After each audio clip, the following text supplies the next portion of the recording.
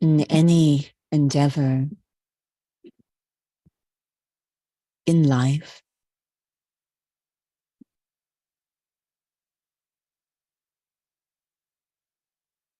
there's always the feeling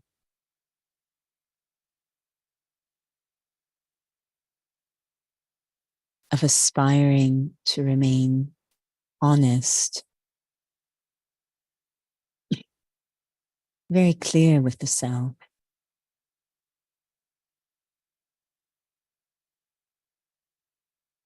And that especially applies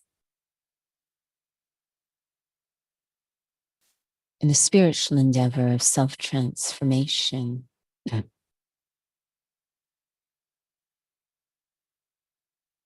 I do not want to fake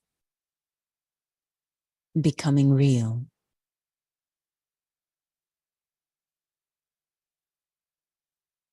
With every inner step, I want to check that it's not imagined or simply something I think about, but there is the experience.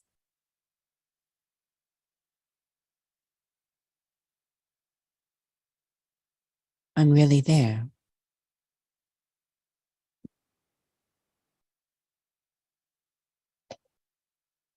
The efforts are pure and honest.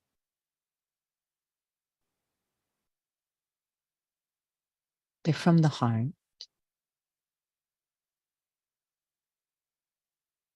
Even the most simple and basic endeavor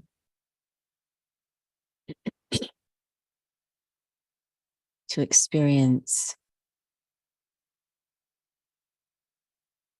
my spiritual identity, that I am a soul.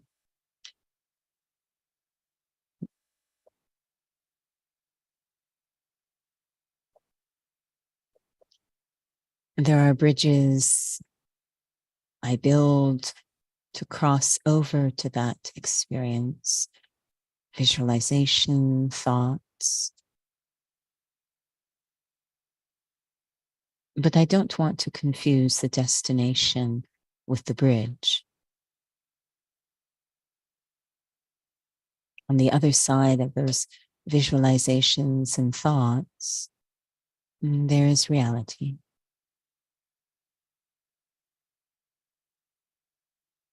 I go there. Yes, I am a point of light.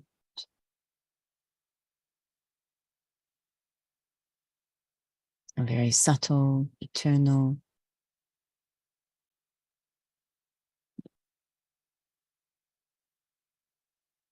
But the actual experience, if I've gone to the other side,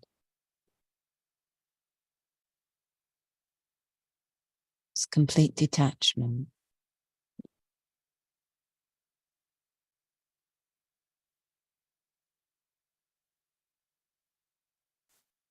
I'm not holding on to anything and nothing is holding on to me. I'm free.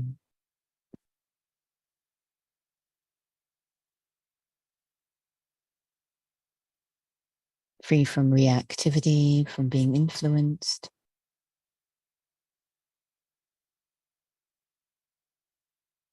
And free to be at peace under all circumstances.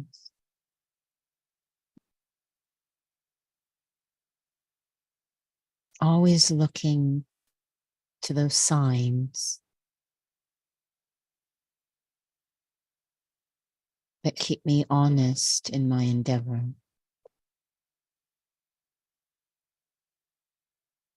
The signs that I've gone across the bridge to the actual destination.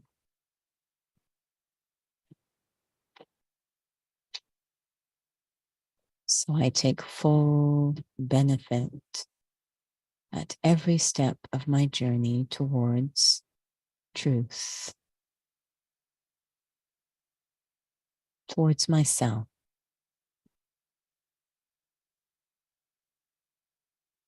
Om Shanti.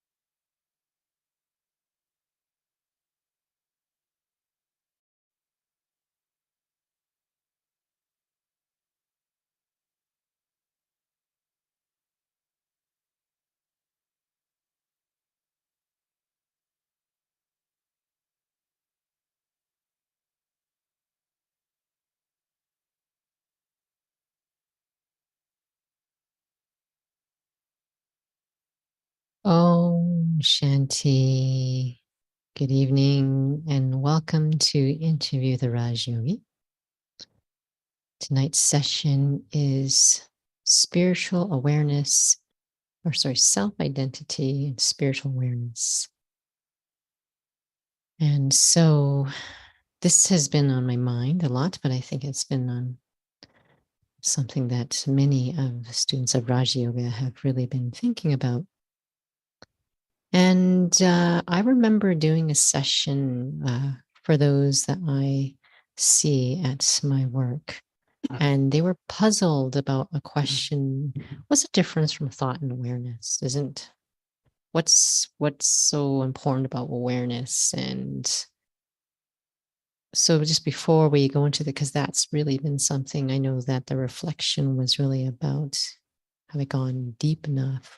So what does this have to do with thoughts and awareness? Anything that you'd like to share from just your experience being in this study for quite some time?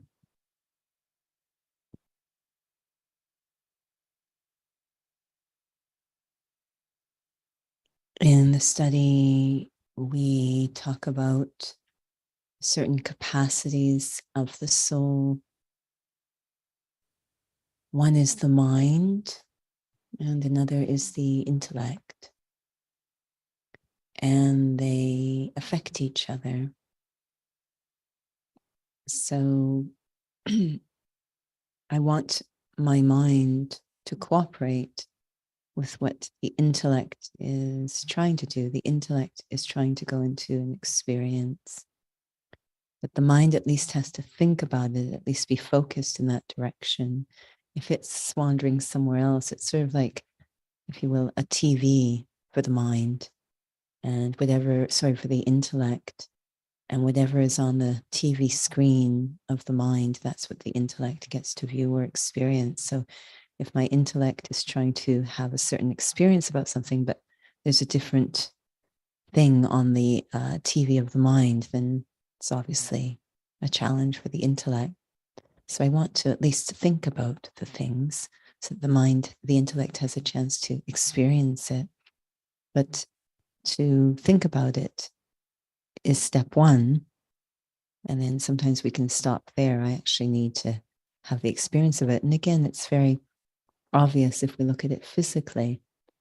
You know, I want to do a particular activity, at least I need to be directed, focused in that direction, thinking about doing it, and etc. But then I need to actually do it. So thinking about doing it is good. At least it has me focused in the right direction, but we wouldn't confuse it with actually doing it. So the same applies for spirituality. I need to be at least focused, have my energies focused in that direction. Then I need to actually go into the experience.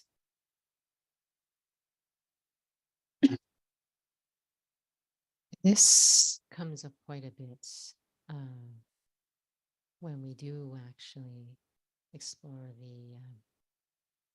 these capacities of the soul in terms of the mind, intellect, sanskars. And when you were sharing, souls find it still a struggle. Like, what does that actually mean? What am I feeling inside? How do I know if it's not just something I'm just imagining? How do I know if I'm actually going deeper? What does it mean to something that goes into my awareness with respect to the mind and the intellect? The sign of it actually is in the sanskars, is that certain virtues and powers are available. So one of the top things that get asked in spirituality, so it's very much like hearing about the spiritual principles and ideas. But then the next question is, so I'm having this problem at work, or I'm having this issue at home, and it's all very nice that I'm a soul, etc. But I'm having this issue at home or with someone. So what do I do about that? And that's always our volume is low. Let's see if we can fix that. Moment. Let us know if this is better for those joining online. So, as if these are two separate things. The practice, great, thank you. The practice or the experience of I'm a soul and day-to-day life. Two separate things is how it seems to be perceived. But actually, if I did go into the experience, it wasn't just in thoughts, but I actually went there, then it activates these innate sanskars of the soul so that I wouldn't actually be asking those questions. The answer would have emerged in my very nature. So the sign that I'm actually going there is how I conduct myself and how I respond to things. And it's not from thinking or not from the usual ways we try and so-called control ourselves. It's just a natural result. So we just use the phrase Om Shanti, but it covers a lot of territory in terms of actions and interactions. Practically speaking, for yourself, what does that actually look like inside when you're actually practicing? Like for some, they're just repeating, I'm a soul, I'm a soul. And for some, it's, yeah, just maybe not even realizing they're falling asleep. Just a lot of, old habits, of course, that are coming out. But this, like, and it's not technique, but it's like really being able to know, what am I actually needing to do? Like, am I holding a thought? And what am I doing with that thought? How do I know what it, because you've used these words, mind and intellect, but kind of like when you mentioned about, you activate your core, physically speaking. What's, I know there's certain cues, but what does that look like inside for you? You holding a certain thought, waiting for something to happen, just so I know I'm actually doing something. This is something that comes up often in the course.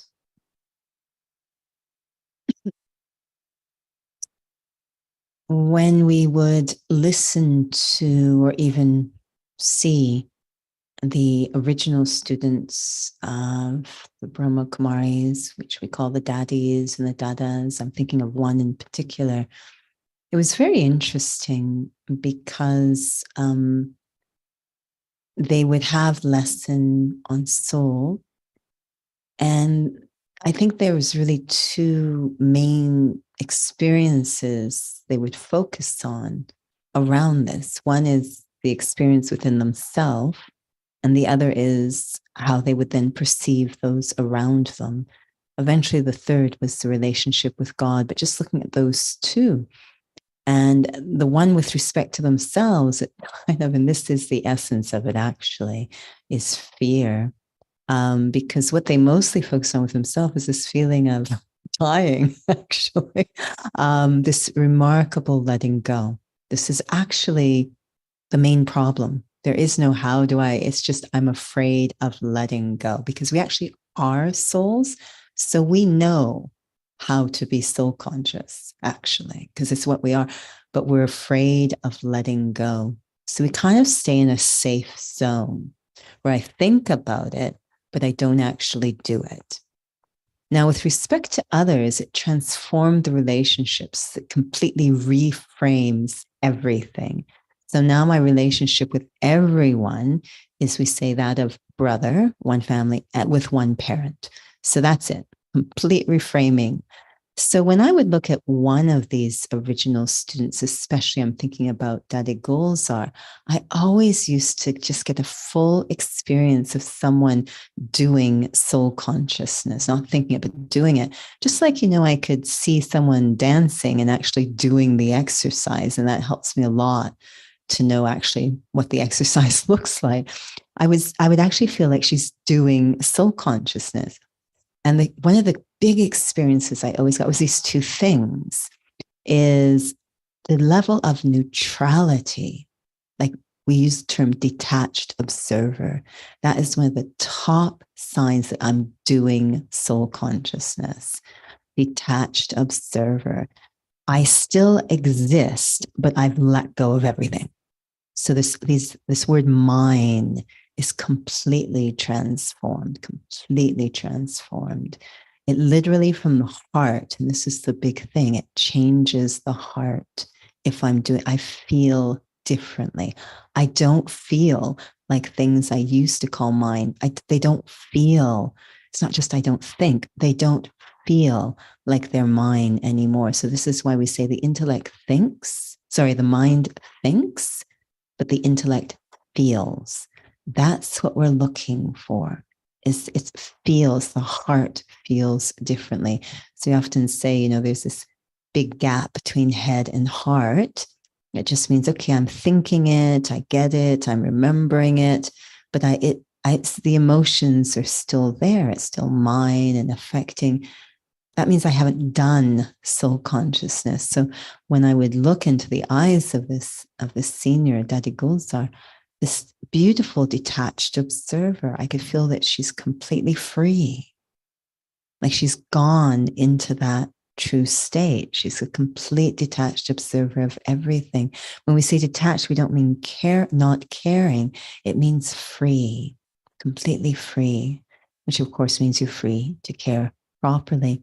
But also this deep respect, like seeing everyone as a fellow brother, a fellow actor. So the feelings in the heart naturally change if I'm actually doing it. Otherwise, I will feel a big gap between thinking and feeling. So that's the sign then how I suppose souls are, because the souls are asking for a technique. And I find it quite interesting because you had shared, even before being in the study, you would, I think you had book reports that you had to do, or you were asked to summarize. Maybe I can't remember all what you shared, but you would try to feel, what the book was about. But the reason why I'm asking about that is because sometimes souls don't know if they're intellectualizing. Yes, it's fear, but what have you been doing? You sit with that I am a soul, and what's going on inside that allows you, okay, this is going in. Because for some, they can't feel it. And you're right, maybe it's a timing thing. But let's say it's not a timing thing. Let's say they are. Would you be able to just remember your experience of what needs to happen? Because that is something souls are finding a great challenge with. In some ways, I do actually feel it's timing because I remember before, it was almost as if I was waiting for some knowledge that would make sense of things I was feeling. And we saw this with Brahma Baba, the first student too, that they were starting to feel things, but they had no container for what they were feeling. They didn't have the knowledge, I am a soul, but they were starting to feel things. So I remember being young and having these moments when the outline of this body, we usually think that the outline, the edge of this body is the outline of me. But it actually felt more like the outline of the world. And it was this weird thought. It was the outline of this body is actually the inline. I remember having that thought, and it wouldn't make any sense to me. But it was such a strong thought in my mind. It made no sense. It was just the sense of this outline is actually of the world, not of me. And I didn't know what to do with that. So I was almost waiting to hear. So there was a timing, waiting to hear, you're a soul. And it made total sense of that these experiences that were coming, that many have. They're disinterested in this, or they're pulled to purity, or they, can't seem to quite fit into what seems to be the custom. There's just these little things that are happening that suggest the soul is getting more and more ready to hear that they are a soul. So that means the only thing that's really going to stand in the way is that fear again. Because to say I'm a soul means letting go. Sorry. Letting go of the current framework and completely reframing the self. That's all that's going on. It's really, I can think and everything, but if I'm afraid, I can have all the right thoughts, but I can still be clutching. So I'm a bit moving along with the handbrake on if I'm afraid to let that go. And often things have to get to a certain point before I'm ready. That famous equation with fear and change, that when the fear is greater than the change, then nothing's going to happen. But when the readiness to change is greater than the fear, then something can happen. And Brahma Baba was known for writing in his journal, I am a soul, I'm a soul, I'm a soul. But it feels like he is really aiming for a certain experience versus just writing it out. And for yourself, because I do notice that you just try to sense things, do you find that you're waiting for something to register inside? Because recognition is such a huge piece in the study, and especially what souls have grappled with is still this aspect of talking about it. It's the same thing. Thinking about it, the same thing. I'm having a conversation like we are, and it's the same thing. And to repeatedly be doing what it feels like what Brahma Baba was doing every single day, constantly. So there must have been something that was registering within him that he seems to be doing again and again and again, so that he is maximizing his opportunities while awaits become like complete full reality. I think he recognized, even if he wasn't feeling it, he recognized that this idea that I'm a soul was true. There's no point in going on if I don't even feel it's true. So he accepted it. Even if he wasn't feeling it yet, he recognized it was the truth. But he also felt there was attainment, great attainment, like number one priority attainment, and understanding himself to be a soul. So that was highly motivating. Now, I was in, and I saw you doing this earlier today when you were practicing your alignment exercises, but I was in a fitness class earlier today. And it's a class that focuses a lot on alignment, a lot on alignment. And, I'm just in the class. And of course, there's others in the class. And you just, they're in your field of vision because we're all, lined up, etc. And the variety, even though we're all receiving the same cues, the variety in execution is massive. Partly it has to do with what we're each capable of. It has to do with what we hear. It has to do with our sensitivity to alignment, what we call awareness. There's a lot of different factors, but it is, as we say, variety or number wise. So the benefits are different. So when Brahma Baba writes, I am a soul multiple times in a journal, first off, he recognizes it's true. He sees primary attainment, number one, important attainment in doing that. But also, he is capable. Every time he writes it, he's having a very, very refined experience. So, he can't necessarily say to everyone, let's write in the journal 100 times I'm a soul and expect to have the same results that Brahma Baba did. What was going on in that? So what they were capable of being so refined in spiritual alignment, their awareness, his awareness was so refined. He knew when he was there, not just imagining or thinking about or wishing, but actually being there, that incredible detachment.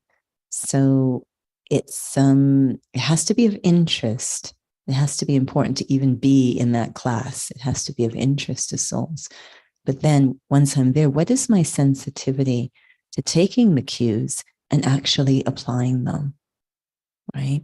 So when we we listen to the commentaries really that Brahma Baba worked with, they are extraordinarily simple. Very, very simple compared to most of what we do. It was really just Om Shanti means I am a soul. I am separate from the body. My true nature is peace. And my home is beyond the silence world. That was really it. Now, the reason that I might continue to repeat it is because it's helping me to experience it, refine it. It's not just I'm staying here thinking it, but I'm actually going, I am a soul. I am separate from the body. I am separate from the body. And what's happening is that my intellect that had developed a deep habit of thinking I am the body. As I'm saying it, I can feel the grip of the intellect loosening and moving into that experience of being separate. I exist. I'm not the body. The body is now wrapped around me. Like the significance of the words is starting to really sort of drip into the intellect. So that's why he was saying it. And I do the same thing when I'm in an alignment class. I hear the cue. It might be stack here. And whether it's myself or what, you often have to repeat the cue. The other day we said, stand with your feet shoulder width apart. And I could tell souls heard it and they're thinking it, but their feet were not shoulder width apart. So again, I had to say, stand with your feet shoulder width apart. Look down. Are your feet shoulder width apart? What's happening, even in something that gross, what's happening inside it's a thought, but it's not converting into an execution. So what's happening in there? And eventually, if you say it enough times, then eventually it's sort of like, okay. So then the sensitivity to alignment. So that's really what he was doing. I'm a soul. I'm separate from the body. I'm separate from the body until it started to become, an actual experience. Thank you. That's very essential, I find, because what you're describing is really watching one's subtle inner mechanics. To me, just even when you're talking about the physical alignment, how easy it is. I know Tanya, if souls want to join this Friday, 12 o'clock to 1:15 at the Academy, we have the information on the website, comes through email about this aspect. It is on site only, but about being able to have a certain inner capacity to sense what's going on. And I found that so important in terms of the difference between awareness versus thought. Because in early morning meditation or quiet solitude, for those who are in the study, we picked these cards, and the card that I pulled was so meaningful to me because it was, if it is the embodiment of awareness of being a soul, there will be power. If it's just an embodiment of thoughts just sitting on the surface, there will not be power. And that was it stayed with me all day, colored everything I was thinking about. But it was constantly checking inside. Is something sitting on the surface? Is something actually gone in? So when you were sharing just even that quality of what Brahma Baba was experiencing, when you were talking about my attitude about things, my relationship with things changed, I was thinking about that aspect of power, because it feels like we try to do a lot of things on the surface, try to fix things, but that deepest level of awareness is forgotten, or we don't understand what that means. So, sorry, there was one thing that you had said quite a while ago, how it's fascinating someone who goes in medical school and suddenly become a doctor. And it kind of reminds me of what you're talking about, that leap that needs to happen, what's going on inside. Well, with the doctor, I think they, sort of are destined to be a doctor. So the leap is possible. The beauty of this is we are all souls. So we're almost all destined to eventually move into that experience. And again, it's the readiness. Am I ready to let go to soul consciousness, if you will, or surrender to soul consciousness? And I think part of what happens, the deception piece, is that we do get some attainments or benefits from thinking about it. But in terms of the power, not so much.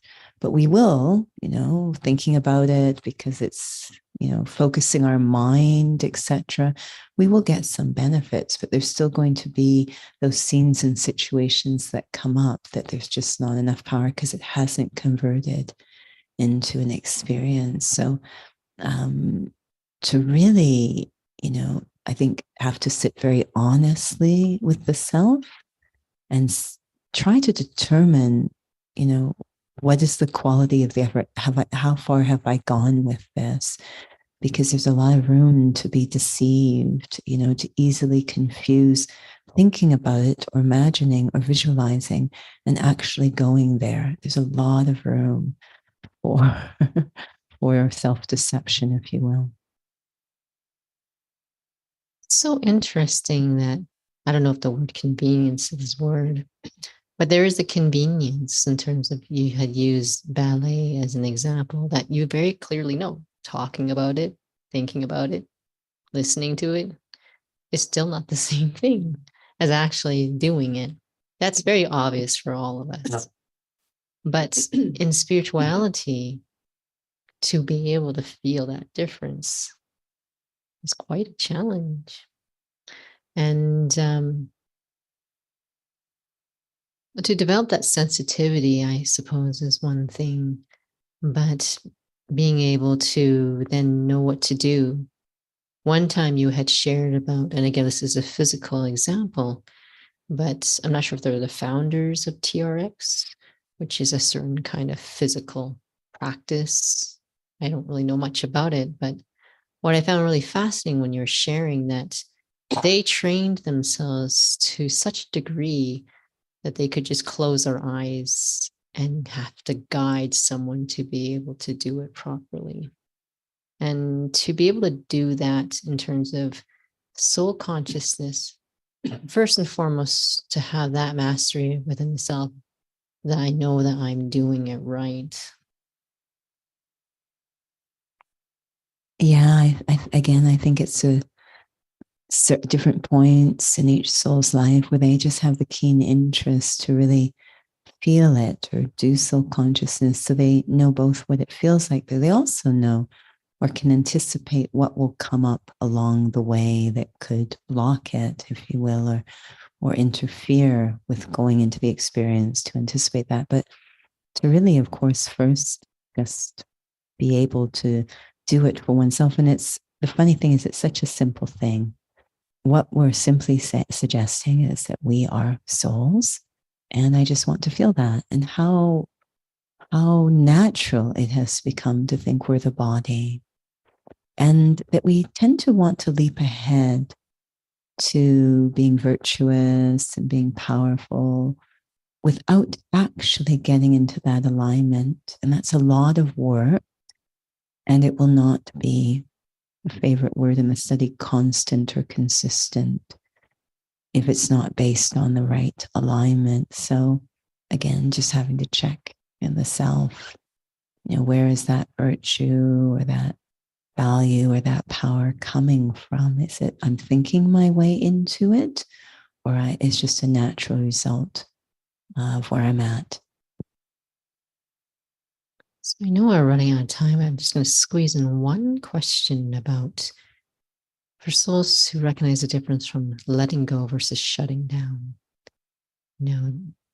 Even the word meditation, we all have a variety of ideas and assumptions and maybe habits that come into it, but shutting down inside, not feeling, not thinking, isn't the same thing as I'm going to the reality of being a soul and letting go.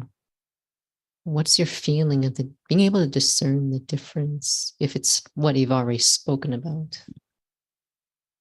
So if I walked into a dark room and I don't want it to be dark, I would like it to be light. So there's two things I might try.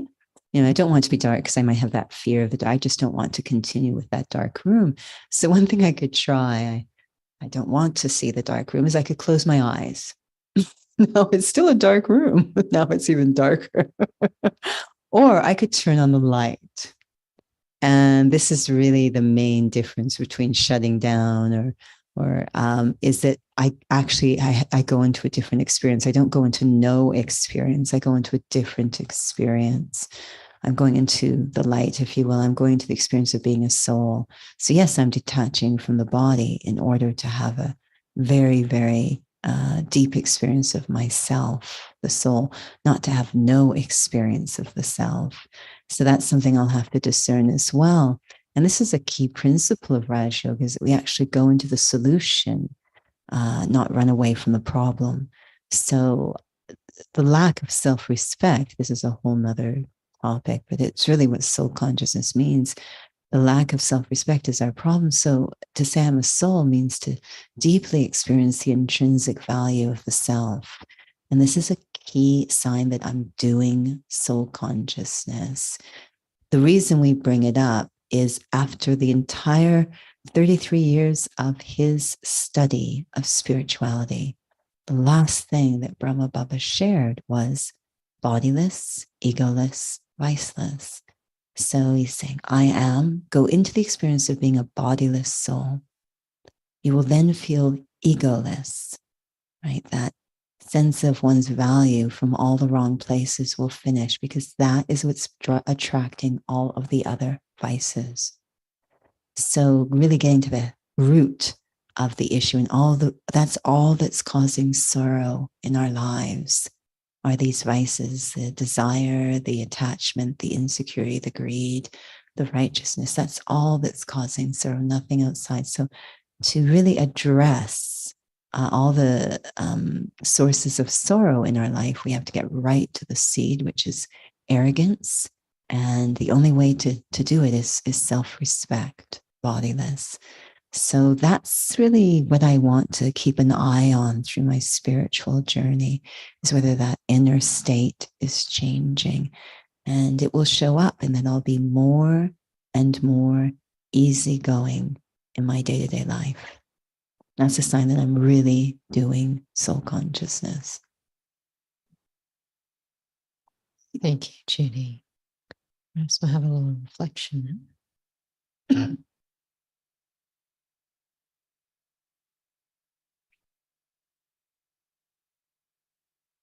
Experiencing myself, we say, as a soul. It's really just experiencing myself. Requires 100% of my attention, because I have completely disconnected from experiencing myself. It's as if I'm numb to that experience. So I am pulled to do something that's actually very odd. I never have to do, to have a physical sense of the self, but it's so becomes so distant, the experience of being a soul, that I have to do something very unusual. I have to sit the body down in a quiet place, become very concentrated, focused, and still, so my intellect does not wander, and hold a single thought, single point. I am a soul. I'm separate from this body. I need the body to express through, but I do not need it to exist. This is a temporary body. It needs me to become living, and eventually our relationship will end. I will leave this body. I have to sit very quietly just to experience this. It's quite odd. But as I do this more and more, and experience the benefits of this experience, going deeply into being a soul, that deep, stable peace, it will become more natural. I won't have to do something unnatural like sitting quietly to feel it. I will begin to live it more and more in my day-to-day life. And all those benefits will be available to me. The more natural and constant soul consciousness becomes. Om Shanti.